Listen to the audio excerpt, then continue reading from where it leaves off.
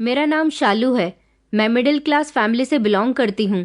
घर में सारे भाई बहन से छोटी होने की वजह से मेरे माता पिता मुझसे बहुत प्यार करते थे। हम 3 बहनें और 2 भाई थे।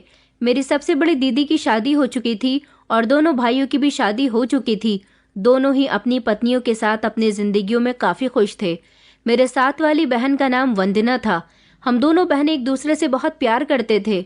एक दिन कुछ ऐसा हुआ कि मेरी छोटी बहन वंदना गायब हो गई। घर वाले उसे ढूंढ ढूंढ कर परेशान थे और फिर हार मानकर सारे घर वाले एक तरफ को बैठ गए थे और उसे तलाश करना भी बंद कर दिया था। अब घर में मैं ही बची थी। मेरे सारे भाई बहन की शादी हो चुकी थी। अब मेरे माता पिता की नज़र मुझ पर थी। मेरे पेरेंट्स मेरी हर डिमांड्स को समय से पहले ही पूरी किया करते थे। मेरे मम्मी पापा को मेरी बहन की बहुत याद आती थी। मेरी बहन जब से इस घर से गई थी, मेरे माता पिता मुझसे और भी ज्यादा प्यार करने लगे थे। मुझे अपनी बहन के जाने का बहुत अफसोस था, मगर एक तरफ से खुशी भी थी कि मैं अपने माता पिता की नज़र में सबसे लाडली बन गई हूँ, क्योंकि मेरी बहन वंदना बहुत ज़्यादा टैलेंटेड लड़की थी, हर काम में सबसे आगे थी। इस वजह से मेरे पेरेंट्स और सारे भाई बहन उससे ज़्यादा प्यार किया करते थे। पर जब से वो गायब हुई थी, मेरे सारे भाई बहन और मम्मी पापा का सारा ध्यान मुझ पर आ गया था। जैसे ही मेरा इंटर कंप्लीट हुआ तो मेरी मम्मी को मेरी शादी की फिक्र हो गई थी, जबकि मैं अभी 19 साल की थी।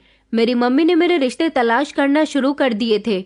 जब कोई मुझे देखने आता तो मैं अपनी मम्मी से यही कहती कि मुझे अभी आगे और पढ़ना है, मुझे शादी नहीं करनी थी। मगर मेरी मम्मी का यही कहना था कि अभी हम तुम्हारा रिश्ता फिक्स कर देते हैं, अभी शादी में 1 साल का समय लग जाएगा, हम तुम्हारी शादी इतनी जल्दबाजी में नहीं करेंगे, तुम बेफिक्र रहो।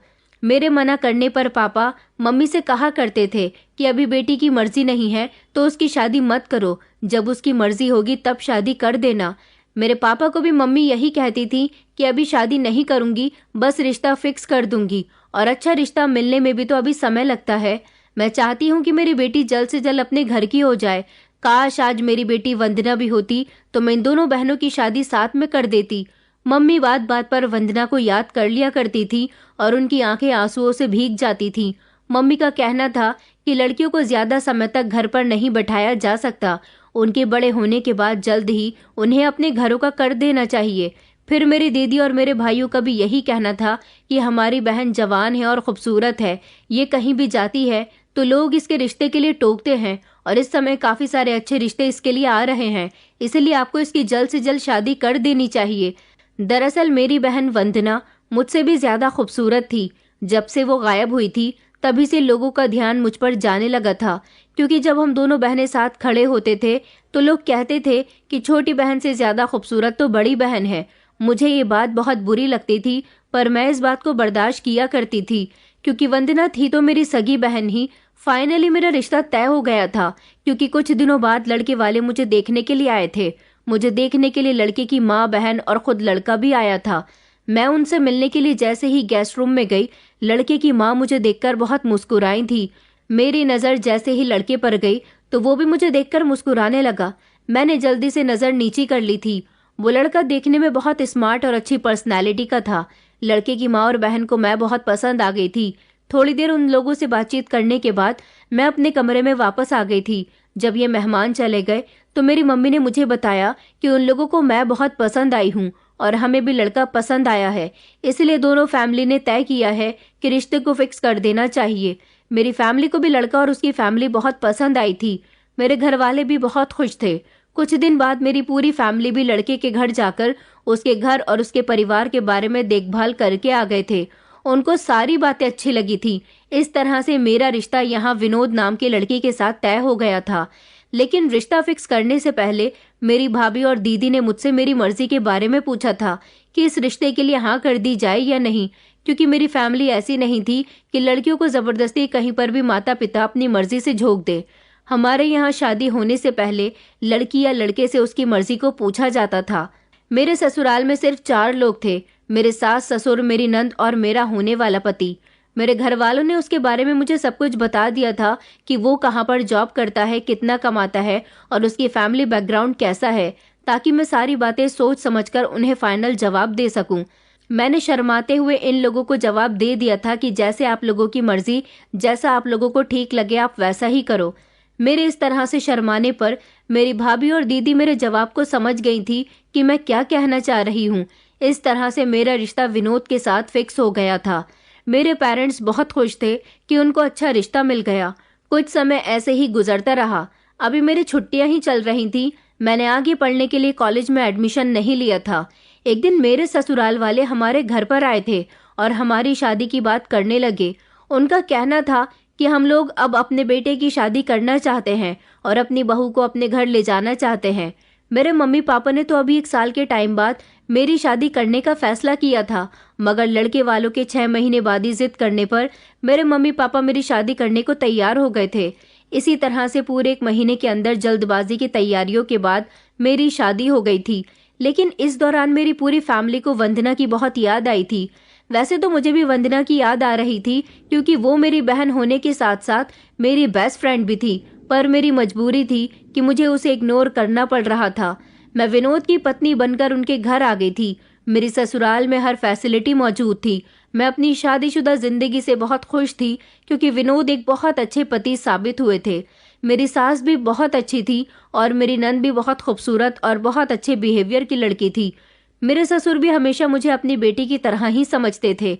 इस घर में आने के बाद मुझे ऐसा लग रहा था जैसे मैं अपनी ससुराल में नहीं बल्कि दोबारा से अपने मायके में रह रही हूँ, क्योंकि मुझ पर किसी तरह की कोई रोक टोक नहीं थी और ना ही इस घर में मेरे साथ बहू जैसा बिहेवियर किया जाता था। पति भी बहुत अच्छा मिला था, बहुत प्यार करता था और मेरी हर बात को मुंह से निकलने से पहले ही पूरी कर दिया करता था। हमारे घर में नौकरानियां लगी हुई थी, इसलिए घर का भी कोई काम करने की जरूरत नहीं पड़ती थी। मैं सारा दिन घर में बोर होती थी, क्योंकि मेरी नंद अभी पढ़ाई कर रही थी और वो कॉलेज जाती थी, तो शाम के टाइम तक ही वापस आती थी, क्योंकि वो कॉलेज से ही ट्यूशन को भी निकल जाती थी। मेरे ससुर घर में ही रहते थे, क्योंकि वो घर से ही काम किया करते थे। इसीलिए मेरी सास ज्यादातर अपने पति के साथ ही रहा करती थी। मेरा पति भी सारा दिन ऑफिस में होता था, जिसकी वजह से मैं सारा दिन अकेले बोर होती रहती थी। फिर मेरे दिमाग में एक आइडिया आया कि क्यों ना मैं अपनी बोरियत को दूर करने के लिए घर में बच्चों को ट्यूशन पढ़ा लेती हूँ। इस तरह से मेरा टाइम पास हो जाया करेगा। मैंने जब इस बारे में अपनी सास से बात की तो उन्होंने मुझे परमिशन दे दी थी और मेरे पति ने भी मुझसे कुछ नहीं कहा था, क्योंकि वो तो हमेशा मेरी हर बात पर एग्री रहते थे। मैं बच्चों को ट्यूशन पढ़ाने लगी थी। काफी सारे बच्चे मेरे पास ट्यूशन पढ़ने आने लगे थे। वैसे भी टीचिंग करना मेरा शौक था, लेकिन मेरे पेरेंट्स ने कभी मुझे स्कूल जाकर टीचिंग करने की परमिशन नहीं दी थी। अब ससुराल में आने के बाद जब मैं बच्चों को ट्यूशन पढ़ा रही थी तो ये भी अच्छा लग रहा था, क्योंकि मेरा सारा दिन अच्छे से इन बच्चों के साथ इनको पढ़ाते पढ़ाते गुजर जाया करता था। मेरी जिंदगी बहुत अच्छी गुजर रही थी। मेरा पति मुझे हर हफ्ते मेरे मायके ले जाता था। वहां जाने के बाद मेरा मूड फ्रेश हो जाता था, क्योंकि मैं अपनी मम्मी से ससुराल की ढेर सारी बातें किया करती थी। मुझे इस तरह से खुश देखकर मेरे मम्मी पापा भी और मेरे भाई बहन भी बहुत खुश रहते थे। मेरे घर वाले बेफिक्र थे कि उनकी बेटी को अच्छा पति मिलने के साथ साथ एक बहुत अच्छी ससुराल भी मिली थी, जहां पर उनकी बेटी राज कर रही थी। मेरी सास मुझसे घर का कोई काम नहीं करवाती थी। उनका कहना था कि तुम क्यों घर के काम करोगी, हमारे घर में इतनी सारी नौकरानियां हैं। तो मेरे ससुर भी आकर मेरी नंद के लिए कोई चीज लाते तो वही चीज मेरे लिए भी लाते थे। मेरे ससुराल वालों के अच्छे बिहेवियर की वजह से मेरे मायके वाले भी कभी कभी मेरे घर आ जाते थे, जिस पर मेरे सास ससुर उनकी बहुत खातिरदारी किया करते थे। सब कुछ बहुत अच्छा और परफेक्ट चल रहा था। एक दिन मैं शाम के टाइम पर बच्चों को ट्यूशन पढ़ा रही थी। मेरे पास एक लड़का पढ़ने आता था। उसका नाम आरुष था और वो सिर्फ 12 साल का था।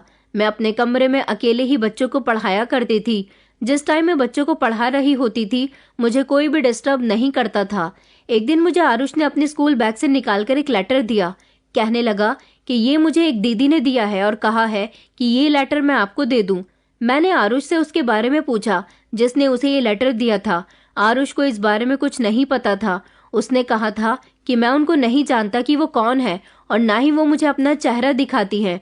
उनका चेहरा भी छुपा हुआ होता है और ना ही मैं उनका नाम जानता हूँ। आज जब मैं आपके घर पर ट्यूशन पढ़ने के लिए आ रहा था तो उन्होंने मुझे आगे वाले रास्ते पर रोक करके दे दिया था और कहा था कि तुम ये लेटर अपने टीचर को दे देना। मैंने जैसे ही वो लेटर खोल कर देखा तो उसमें लिखा हुआ था कि तुम कैसी हो शालू, आई मिस यू। इसके अलावा कुछ और लिखा हुआ नहीं था।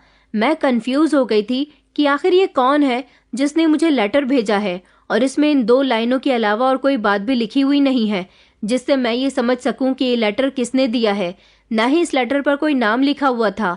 आरुष तो वैसे भी बच्चा था, उसे क्या पता कि लेटर देने वाली लड़की कौन थी। मैंने वो लेटर तो अपने पास रख लिया, मगर मैं बड़ी हैरान थी कि आखिर ये कौन है जो मुझे लेटर भेज रही है और उसमें लिख रही है कि वो मुझे याद करती है। फिलहाल वो लेटर मैंने अपनी अलमारी में रख दिया और आरुष से इस लेटर के बारे में किसी को भी बताने से मना कर दिया था।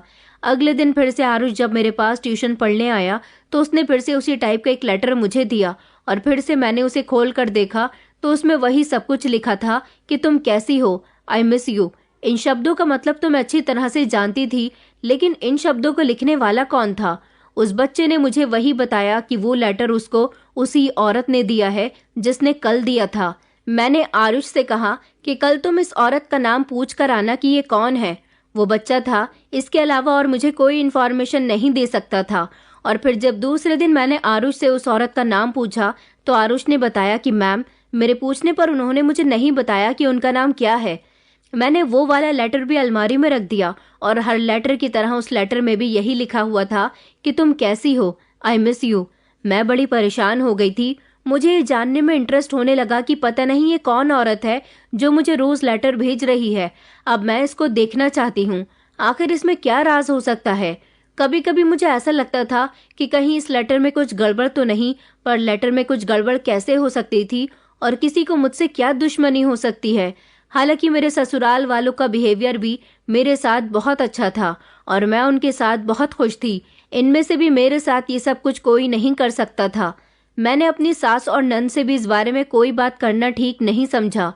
फिलहाल मैं ये सब सोचते सोचते ना जाने कि इस समय नींद में खो गई। कुछ दिन तक ऐसा ही चलता रहा। मेरे पास ट्यूशन पढ़ने वाला आरुष नाम का बच्चा हर दिन मेरे पास एक लेटर लेकर आता था और उस लेटर में सेम एक ही बात लिखी होती थी और मैं उन सारे लेटर्स को अपनी अलमारी में एक बॉक्स में इकट्ठा करके रख रही थी। मैं अभी तक इस राज को जान नहीं पाई थी कि इसमें क्या बात छुपी हुई है। एक दिन मेरी कुछ तबीयत ठीक नहीं थी। जब मेरे पास बच्चे ट्यूशन पढ़ने आने लगे तो मेरा ध्यान गया कि मेरी तबीयत ठीक नहीं है, मुझे आज इन लोगों की छुट्टी कर देनी चाहिए। लेकिन फिर जब मैंने आरुष को आते हुए देखा तो मैंने सारे बच्चों की छुट्टी कर दी थी और सिर्फ आरुष को ही अपने पास रोक लिया था, क्योंकि आज मैं जानना चाहती थी कि आखिर इस लेटर के पीछे क्या राज है। अब मैं खुद को और ज्यादा परेशान नहीं करना चाहती थी। मैंने सोचा कि मैं आज आरुष से कहूंगी कि वो मुझे उस जगह पर ले चले जहां पर वो औरत इसे लेटर देती है। मैं आरुष से इस बारे में बात करना चाहती थी, पर अचानक मेरी सास के कमरे से जोर जोर से चिल्लाने की आवाज आने लगी। मैं जैसे ही भागते हुए अपनी सास के कमरे में गई तो उनकी तबीयत बहुत ज्यादा खराब हो गई थी। आरुष को मैंने घर जाने के लिए बोल दिया था, वो अपने घर जा चुका था। मैं और मेरे ससुर मेरी सास को अस्पताल लेकर चले गए थे। मेरी सास के पेट में तेज दर्द उठ रहा था, पर अस्पताल में इलाज होने के बाद वो ठीक हो गई थी। 4 घंटे बाद हम उनको डिस्चार्ज करवाकर घर ले आए थे। पिछले 2 दिनों से मुझे आरुष के आने का इंतजार था, क्योंकि 2 दिनों से वो मेरे पास ट्यूशन पढ़ने के लिए नहीं आ रहा था। मैंने उसकी मम्मी को कॉल भी की तो उन्होंने कहा कि आरुष की तबीयत ठीक नहीं है। जब कुछ दिनों बाद आरुष ट्यूशन पढ़ने आया तो मैंने सोच लिया था कि आज मैं जानकर ही रहूंगी कि वो लेटर देने वाली औरत कौन है। इससे मुझे सब कुछ मालूम हो जाएगा, क्योंकि आज जब आरुष 5 दिन बाद मेरे पास ट्यूशन पढ़ने आया था तो आज भी वो मेरे पास वही लेटर लेकर आया था। फिर जब आरुष ने मुझे वो लेटर दिया तो मैंने उससे कहा कि आज मुझे तुम इस औरत के पास ले चलो जो रोज मेरे लिए ये लेटर भेजती है। पहले तो वो मना करता रहा, फिर वो मेरे साथ चलने के लिए तैयार हो गया। मैंने अपनी सास से कहा कि मैं आरुष के घर जा रही हूँ, उसकी मम्मी ने मुझे कुछ डिस्कशन करने के लिए बुलाया है। और इस तरह मैं आरुष को लेकर उसके साथ घर से निकल गई थी और बाकी सारे बच्चों की मैंने छुट्टी कर दी थी। आरुष मुझे एक पतली सी गली में लेकर चला गया। आरुष ने कहा कि मैं इसी रास्ते से आपके घर ट्यूशन आता हूँ, और फिर वो एक छोटे से और टूटे फूटे घर के आगे खड़े होकर रुक गया था। कहने लगा कि जब मैं इस घर के आगे से गुजरता हूँ तो वो आंटी मुझे आवाज लगाकर ये लेटर आपको देने के लिए कह देती हैं। मैंने आरुष से कहा कि आज तुम इस घर का दरवाजा बजाओ। मैं थोड़ी सी दूरी पर जाकर खड़ी हो गई थी, क्योंकि मैं देखना चाहती थी कि आखिर वो कौन है। आरुष ने दरवाजा बजाना शुरू कर दिया था, मगर किसी ने दरवाजा नहीं खोला। मैं मायूस होने लगी कि मैं कितनी मुश्किल से बहाना बनाकर घर से निकली हूँ। अब अगर वो लेटर देने वाली औरत नहीं मिल सकी तो मुझे कोई जानकारी नहीं मिलेगी। आरुष ने दोबारा से दरवाजा बजाया। कुछ देर बाद दरवाज़ा खुला, लेकिन जैसे ही मेरी नज़र दरवाज़ा खोलने वाले इंसान पर पड़ी तो मेरे पैरों तले से ज़मीन निकल गई थी। मैं डर कर जल्दी से दीवार की आड़ में छुप गई, क्योंकि वो कोई और नहीं बल्कि मेरी बड़ी बहन वंदना थी, जो मेरी बहन होने के साथ साथ मेरी बेस्ट फ्रेंड भी हुआ करती थी। हम दोनों बहनें बचपन से ही एक दूसरे के साथ फ्रेंड्स की तरह रहे थे और हम दोनों ज़्यादातर एक ही जैसी चीज़ को पसंद करते थे, एक ही स्कूल में पढ़ते थे, एक जैसे ही कपड़े बनाते थे और एक ही क्लास में पढ़ा करते थे। मेरी बहन वंदना मुझसे भी ज़्यादा खूबसूरत थी। स्कूल में हर कोई यही कहता था कि छोटी बहन से ज़्यादा बड़ी बहन वंदना खूबसूरत है। लोगों की इन बातों से मेरे दिल में अपनी बहन के लिए थोड़ी थोड़ी नफरत पैदा होने लगी थी, क्योंकि मेरी बहन बहुत ज़्यादा टैलेंटेड थी। वो हर चीज़ में परफेक्ट थी, जबकि मैं सिर्फ एक नॉर्मल सी लड़की थी जो हमेशा टीवी देखने में बिजी रहती थी। वंदना मम्मी के साथ घर के काम में भी हाथ बटाती थी और उसे काफ़ी सारे काम भी आते थे। वंदना के होते हुए मेरे मम्मी पापा भी सबसे ज़्यादा उसकी ही तारीफ किया करते थे, लेकिन वंदना सबकी फेवरेट होने के साथ साथ मेरी भी फेवरेट थी। मेरा उसके बिना दिल नहीं लगता था, क्योंकि स्कूल में भी मेरी उसके अलावा कोई दोस्त नहीं थी और घर में भी हम दोनों खूब इंजॉय करते थे। अगर कभी किसी वजह से वंदना स्कूल नहीं जाती तो मैं भी स्कूल नहीं जाती थी, क्योंकि उसके बिना स्कूल में मैं सारा दिन बोर होती थी। मेरे अलावा वंदना की कोई भी दोस्त नहीं थी। हमारी क्लास की लड़कियां भी हम दोनों बहनों की मोहब्बत से जलती थी। सारे बहन भाइयों में इतनी मोहब्बत नहीं थी जितनी हम दोनों बहनों में थी। सारे रिश्तेदार हमारी मोहब्बत की मिसाल दिया करते थे। शाम को अक्सर हम छत पर बैठकर पढ़ाई किया करते थे। मुझे कुछ समझ नहीं आता तो मैं वंदना से पूछ लिया करती थी, क्योंकि वंदना मेरा हर कदम पर साथ देती थी। वो बड़ी ज़रूर थी, पर बड़े होने का हमेशा फ़र्ज निभाती थी। मेरे बहुत सारे काम भी किया करती थी। मम्मी हमेशा यही कहती थी कि वंदना से कुछ सीखा करो। मम्मी पापा हर चीज़ का क्रेडिट वंदना को दिया करते थे। मैं तो उनकी बात को एक कान से सुनकर दूसरे कान को निकाल दिया करती थी, मगर मुझे कभी कभी वंदना की तारीफ बहुत बुरी लगती थी। हमारी नानी का घर काशीपुर में था, जो कि हमारे घर से काफ़ी दूर था। मुझे काशीपुर जाना बिल्कुल भी पसंद नहीं था, क्योंकि हमारी नानी के यहाँ बहुत ज़्यादा शोर शराबा रहता था। वहाँ मेरे कजिन की शादी थी।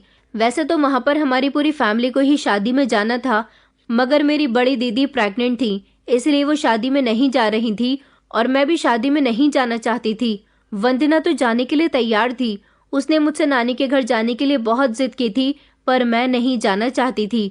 सब लोग काशीपुर चले गए थे और मैं अपनी बड़ी दीदी के घर चली गई थी, क्योंकि सब लोग 3 दिन के लिए वहां पर गए थे। मैं अकेली घर पर इतने समय तक नहीं रह सकती थी और अकेले रहने की मुझे कभी मेरे पेरेंट्स परमिशन भी नहीं देते। जब मेरी पूरी फैमिली नानी के घर से वापस आई तो मैंने नोटिस किया कि वंदना बहुत खुश नजर आ रही थी। वंदना अपना हर सुख दुख मेरे साथ शेयर करती थी और मैं भी ऐसे ही थी। मैंने जब वंदना की इस खुशी की वजह पूछी तो उसने मुझे खुशी से बताया कि नानी के घर पर एक लड़का उसे शादी में मिला था, जो कि बारात की तरफ से आया था। उसने वंदना को पसंद कर लिया था। वंदना भी उसे पसंद करने लगी थी और चाहने लगी थी। इस तरह इन 3 दिनों में उन दोनों के बीच अच्छी बातचीत हो गई थी और दोनों ने एक दूसरे के मोबाइल नंबर भी शेयर कर लिए थे। वंदना ने बताया कि सबसे अच्छी और खुशी की बात यह है कि वो लड़का हमारे अपने ही शहर का रहने वाला है और वो भी हमारी ही तरह हमारी कजिन के ससुराल वालों की तरफ से बारात में गया था। वो मेरी कजिन के पति का दोस्त था। इस तरह से उन दोनों के बीच अच्छी जान पहचान हो गई थी। वंदना उस लड़के के सपने अपनी आंखों में सजाने लगी थी। वंदना ने कहा कि मेरी उससे बहुत अच्छी फ्रेंडशिप हो गई है। वो देखने में बहुत स्मार्ट है और अच्छी फैमिली से है। उस लड़के का नाम मुकुल है। उन दोनों ने एक दूसरे को पहली ही नज़र में पसंद कर लिया था। उस समय हम दोनों हाई स्कूल में थे और हमारी उम्र भी कम थी। हमें ज़्यादा अकल भी नहीं थी। मैंने वंदना से कहा कि तुम मुझे भी मुकुल से मिलवाना। वंदना कहने लगी कि छुट्टियां खत्म होने के बाद जब हम स्कूल जाएंगे तो स्कूल के बाद मुकुल वंदना से एक रेस्टोरेंट में मिलने के लिए आएगा। वो वहां पर मुझे भी ले जाएगी और मेरी मुलाकात मुकुल से करवा देगी। अब वंदना हर दिन मुझसे मुकुल के बारे में ही बातें किया करती थी। उन दोनों की फ़ोन पर हर रोज़ घंटों के हिसाब से बातें हो रही थी। वंदना मेरी बेस्ट फ्रेंड थी, इसलिए जब वो फ़ोन पर बातें किया करती थी तो मैं पहरा दिया करती थी कि कहीं उसे फ़ोन पर बातें करते हुए कोई देख न ले। फिर जब हमारे स्कूल की छुट्टियां खत्म हो गईं और हमने स्कूल जाना शुरू कर दिया तो वंदना ने मुझे मुकुल से मिलवा ही दिया था। वंदना को पता था कि आज स्कूल की छुट्टी पर मुकुल उससे मिलने के लिए आएगा, इसलिए हम दोनों बहनों ने मम्मी से कह दिया था कि आज हमारी एक्स्ट्रा क्लासेस हैं, इसलिए आज हमें घर आने में लेट हो जाएगा। हम दोनों बहनें एक दूसरे के साथ रहते थे, इसलिए मम्मी पापा को हमारी ज्यादा फिक्र भी नहीं होती थी। फिलहाल हम दोनों मुकुल से मिलने के लिए स्कूल के रास्ते पर पड़ने वाले एक रेस्टोरेंट में चले गए थे। कुछ देर बाद मुकुल भी वहां पर आ गया था। जब मैंने मुकुल को देखा तो मैं उसे देखती ही रह गई थी। वो मुझे बहुत अच्छा लगा था। उसकी बातचीत करने का स्टाइल और उसकी स्मार्टनेस मुझे बहुत इम्प्रेस कर रही थी। वो ऐसा ही था जैसे मैं एक आइडियल अपने लिए सोचती थी, पर कब मेरे दिल में मुकुल के लिए दीप जलने शुरू हो गए मुझे पता ही नहीं चला। मैंने मुकुल से बहुत कम बात की थी, बस मैं उसे देखती ही जा रही थी। उसके चेहरे से मेरी नजर हटी नहीं रही थी। उसको देखकर तो मेरा दिल धड़कना भूल गया था। मैं अब एक मुश्किल सिचुएशन में फंस गई थी। मैं उस दिन तो वंदना और मुकुल से बातचीत करने के बाद वंदना के साथ घर वापस आ गई, मगर बार बार मुझे ऐसा लग रहा था जैसे मेरा दिल मुकुल के पास रह गया। आज मुझे जो बेचैनी महसूस हो रही थी वो मैंने कभी महसूस नहीं की थी। मैं जब वंदना की तरफ देखती तो वो मुकुल के लिए बहुत सीरियस और खुश थी। मेरी तो अजीब सी हालत हो रही थी, क्योंकि मैं भी मुकुल जैसा ही पार्टनर चाहती थी। जब जब मेरे सामने वंदना कॉल पर मुकुल से बात करती तो मेरा मन करता कि मैं उससे मोबाइल छीन लूं और वंदना को मुकुल से दूर कर दूं और खुद उससे बात करने लगूं। अब धीरे धीरे मुझे वंदना से नफरत होने लगी थी। मैं मुकुल के प्यार में पूरी तरह से डूब चुकी थी। मेरी आंखों के सामने बार बार मुकुल का प्यारा सा चेहरा आ रहा था। मेरा दिल था कि मेरे काबू में नहीं था। एक जादू था जो मुझ पर छा गया था। और अब मैं ये भी सोच रही थी कि वंदना और मुकुल एक दूसरे को पसंद करते हैं, फिर मेरी जगह उनके बीच कहीं नहीं बन रही थी, और यही ख्याल मुझे बार बार तड़पाकर रख देता था। मैं एक अजीब सी बेचैनी से गुजर रही थी। हर बार मुझे वंदना को देखकर जेलसी महसूस होती थी। ऐसा लगता था जैसे वंदना मेरी ही चीज पर कब्जा किए हुए बैठी है। मेरी बेचैनी की वजह किसी को पता नहीं थी, लेकिन वंदना मेरी हालत देखकर मुझसे इसकी वजह पूछती थी, पर मैं उसे इस बारे में क्या बताती कि मैं क्या चाहती हूँ। मैंने ये बात किसी को नहीं बताई थी। मैं अंदर ही अंदर वंदना को मुकुल के करीब जाता देखकर घुट रही थी। अब हर रोज वंदना स्कूल से छुट्टी के बाद मुकुल से मुलाकात करती थी। वो दोनों आपस में बातें करते थे और मैं एक तरफ बैठ जाती थी। मुझे उन दोनों को एक साथ देखकर बहुत गुस्सा आता था। मैं चाहती थी कि इस बारे में वंदना को सब कुछ बता दूं, लेकिन अगर वंदना को ये सब पता चल जाता तो मेरी मुकुल से भी दोस्ती खत्म हो सकती थी, क्योंकि मैंने किसी न किसी बहाने से मुकुल से दोस्ती कर ली थी। लेकिन प्यार वो सिर्फ वंदना से ही करता था। मैं हर बार वंदना के साथ रेस्टोरेंट चली जाती और मुकुल से मिल भी लेती थी, जबकि वंदना मुझसे कहती कि तुम घर जाकर बता देना कि मैं अपनी एक फ्रेंड के यहाँ चली गई हूँ, इसलिए मुझे घर आने में देर हो जाएगी। पर मैं वंदना के साथ ही रहती थी और उसके साथ ही घर जाती थी। मेरे अंदर जो मोहब्बत मुकुल के लिए बढ़ रही थी उसको कोई नहीं जानता था, यहाँ तक कि मुकुल भी नहीं। जैसे जैसे समय बीतता जा रहा था वैसे वैसे मुकुल की मोहब्बत मेरे दिल में उतरती जा रही थी, और मुझे मेरी मोहब्बत के बीच सिर्फ एक रुकावट नजर आती थी। वो थी मेरी सबसे अच्छी और प्यारी बहन वंदना। अब मुझे अपनी ही बहन से नफरत होने लगी थी। मैं घर में भी उससे चिड़चिड़ी रहती थी। मैं ये सोचने लगी थी कि किस तरह से वंदना मेरे और मुकुल के बीच से हट जाए। मेरी उम्र भी उस समय कम थी, लेकिन ये फीलिंग शायद इस उम्र में हो ही जाती है। मगर मेरी मोहब्बत मेरे अंदर एक जुनून पैदा कर रही थी। दिन ब दिन मेरे अंदर वंदना के लिए नफरत बढ़ती जा रही थी। वंदना को भी ऐसा लगता था कि मैं उससे नाराज हूँ, लेकिन वो मुकुल की मोहब्बत में इतनी डूब चुकी थी कि अब वो अपनी बहन से कोई बात करना भी भूल गई थी। मैं अपनी बहन से बहुत जल रही थी और इस सब की वजह सिर्फ मुकुल था। मेरी बहन मेरी मोहब्बत से बेखबर थी। उसको बिल्कुल भी मेरी फीलिंग्स का पता नहीं था। एक दिन जब मैं और वंदना स्कूल से घर वापस आ रहे थे तो मैंने वंदना से कहा कि मुझे बहुत तेज प्यास लग रही है। ये लो, मेरी वाटर बॉटल सामने ही नल लगा हुआ है, वहां से मुझे इस बॉटल में पानी भरकर ला दो। जैसे ही वंदना अपने हाथ में पानी की बोतल लेकर आगे बढ़ी और वो सड़क पार करने लगी, मैंने फौरन उसे धक्का दे दिया और वो बेचारी बीच सड़क पर जाकर गिर गई थी, जहां पर तेज रफ्तार में गाड़ियां आ रही थी। एक गाड़ी वाला उसे टक्कर मारकर चला गया था। मैं जानती थी कि ऐसा जरूर होना था, क्योंकि ये सब कुछ मैंने जानबूझकर किया था। वंदना का एक्सीडेंट हो गया था। उसके शरीर से काफी खून बह रहा था। उसको बहुत चोट आई थी और वो बीच सड़क पर तड़प रही थी। इस बीच वहां पर काफी सारे लोगों की भीड़ लग गई और मैं वहां से भाग गई थी, क्योंकि मैं नहीं चाहती थी कि मैं लोगों की नजरों में आ जाऊं। मैं बहुत डर गई थी, इसलिए मैं सीधा घर आ गई। लेकिन मुझे डर इस बात का था कि कहीं वंदना ने घर जाकर सबको सब कुछ बता दिया तो मैं बहुत बड़ी मुसीबत में फंस सकती हूँ। इसलिए जब मैं अकेली घर आई तो मैंने अपने घर पर सबको बता दिया था कि वंदना पता नहीं कहाँ चली गई है। घर वाले उसे ढूंढने के लिए निकल गए थे, पर वो कहीं भी नहीं मिली थी। मैं यही चाहती थी कि वंदना कभी लौटकर वापस न आए। मुझे तो लगा था कि वो मौके पर ही मर गई होगी। मैं बहुत मतलबी हो गई थी, सिर्फ अपनी मोहब्बत को पाने के लिए, और उसी की मोहब्बत ने मुझे मजबूर कर दिया था कि मैं अपनी बहन को तड़पता हुआ वहां पर छोड़ जाऊं। घर वालों ने मुझसे बहुत सवाल किए कि तुम दोनों साथ आती थी तो फिर वंदना कहाँ चली गई। मैंने अपने घर पर सबको यही बताया कि स्कूल की छुट्टी के बाद वो मुझसे पानी की बोतल भरने के बहाने से कहीं गई थी, मगर फिर वो वापस ही नहीं आई। मैं काफी देर तक उसका इंतजार करती रही और जब वो नहीं आई तो फिर मैं घर आ गई। लेकिन मैंने वंदना के एक्सीडेंट के बारे में घर में किसी को कुछ नहीं बताया था। वंदना जब कई दिनों तक नहीं मिली तो घर वालों को यही लगा कि वो कहीं गुम हो गई है। पुलिस में भी उसकी रिपोर्ट दर्ज करवाई गई थी, पर वो कहीं पर भी नहीं मिली थी। मैं कुछ दिन तक स्कूल भी नहीं गई थी क्योंकि मैं स्कूल वालों की जवाब नहीं दे सकती थी। मेरे घर में सब लोगों का रो रो कर बुरा हाल हो गया था। मैं यही सोचती थी कि अब मुझसे मुकुल को कोई नहीं छीन सकता। काफी दिनों तक मैंने मुकुल से भी कोई बातचीत नहीं की थी, लेकिन जब 15 दिन बाद ये बात फाइनल हो गई कि वंदना की कहीं कोई खबर नहीं है, मैं समझ गई थी कि वो मर चुकी होगी। फिर मैंने मुकुल को कॉल लगाई तो मेरे होश उड़ गए थे। जो मैंने सोचा था वैसा कुछ भी नहीं हुआ था।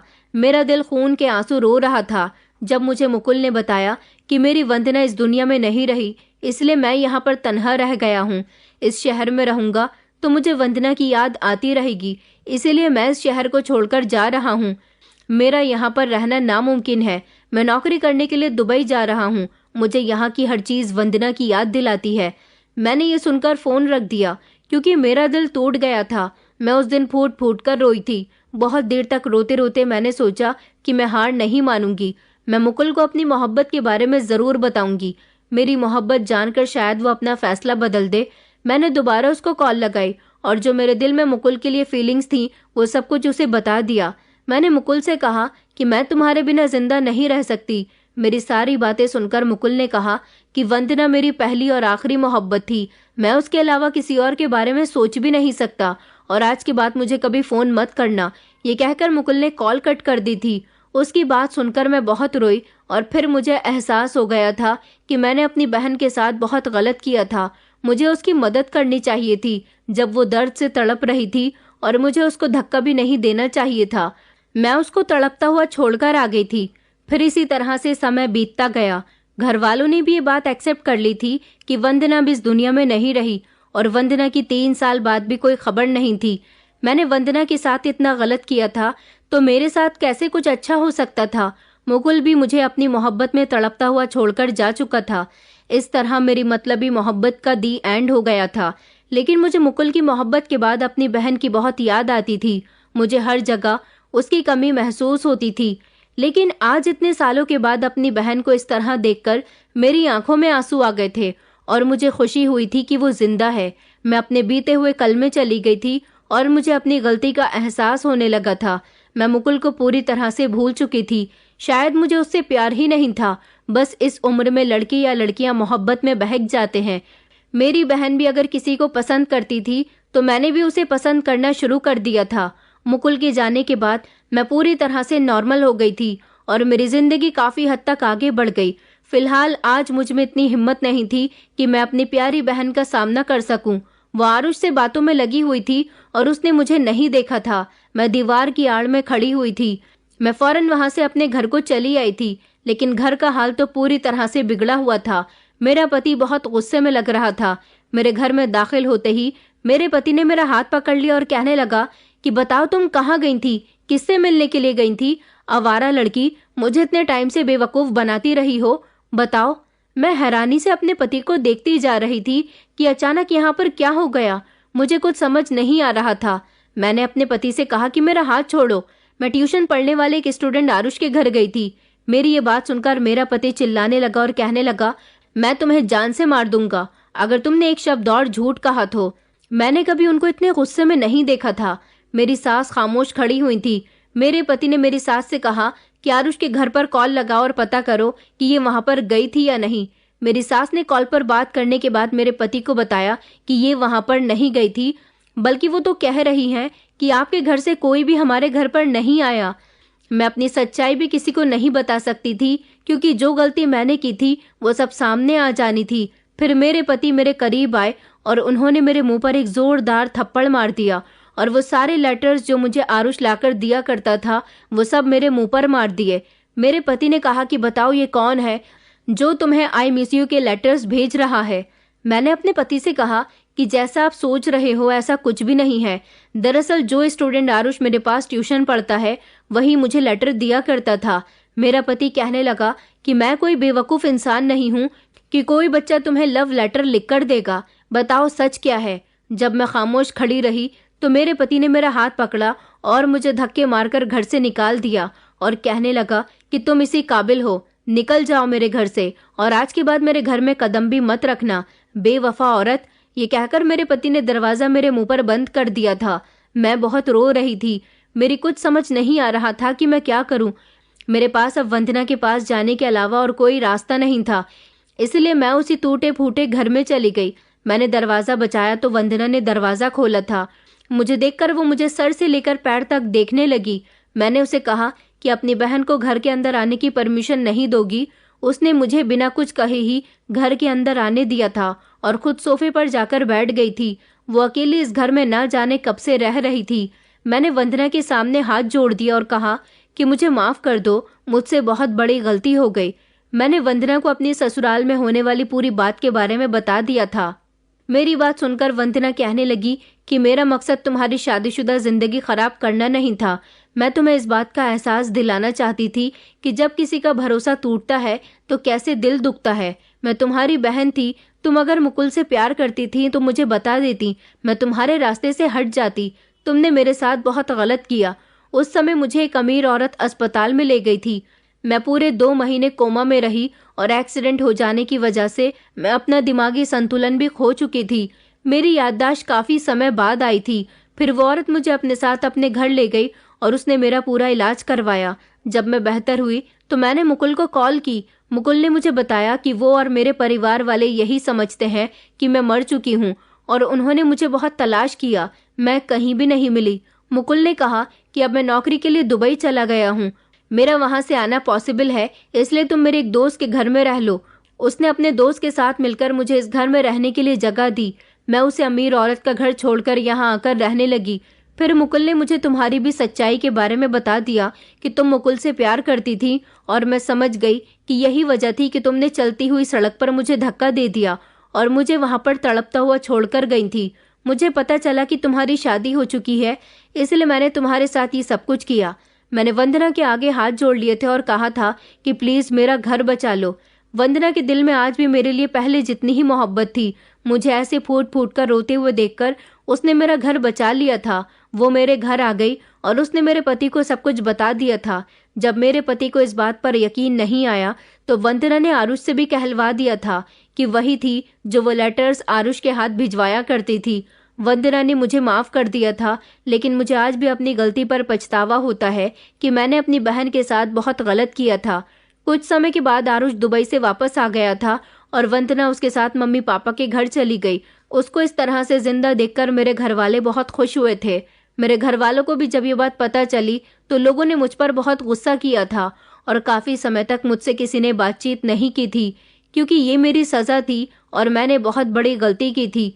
अब वंदना की आरुष के साथ शादी हो चुकी है और वो उसके साथ दुबई में ही शिफ्ट हो गई। लेकिन मेरे माता पिता आज भी मुझसे नाराज हैं।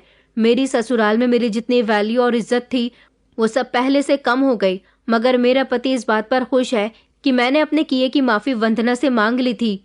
दोस्तों, उम्मीद करती हूँ आपको हमारी कहानी पसंद आई होगी। कहानी पसंद आई है तो वीडियो को लाइक करें, चैनल पर नए हैं तो चैनल को सब्सक्राइब करें और हाँ, नोटिफिकेशन बेल को जरूर दबाएं ताकि अगली अपडेट सबसे पहले आपको मिले।